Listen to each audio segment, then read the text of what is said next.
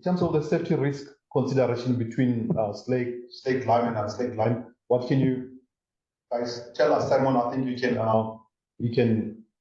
comment on that. Sure. Safety around lime. Firstly, unslaked lime, calcium oxide. It reacts as we know. It's really keen to get back to its original form of calcium carbonate. We've spent a lot of time and effort to rip that CO2 off, and it doesn't like that, so it reacts readily with water. So the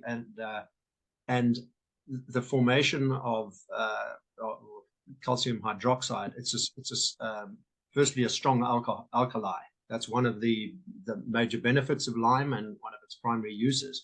But that strong alkali, typically in processes 12 to pH 12 to 14, can result in chemical burns. So one has to bear that in mind.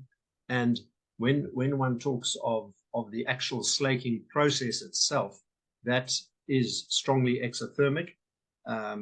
Carsten's already mentioned, this you boil, water boils with this, so you have the risk of thermal burns.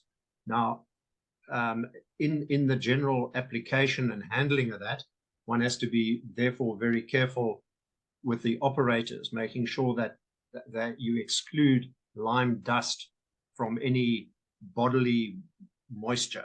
That's sort of mucous membranes, sweat. If you're working with it, any sweat, lime dust, calcium oxide will react, forming and have that exothermic reaction. So it'll be hot and it'll be chemically undesirable on your skin. So you just make sure that your operators, clearly it must be well ventilated. They must have eye protection, very clearly dust masks, protect them there. Long sleeve overalls and the like. So the big things you want to avoid is lime in your eyes. That's probably the worst one.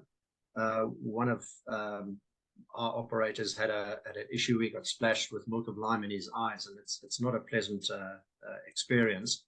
So, but apart from those things, if you just take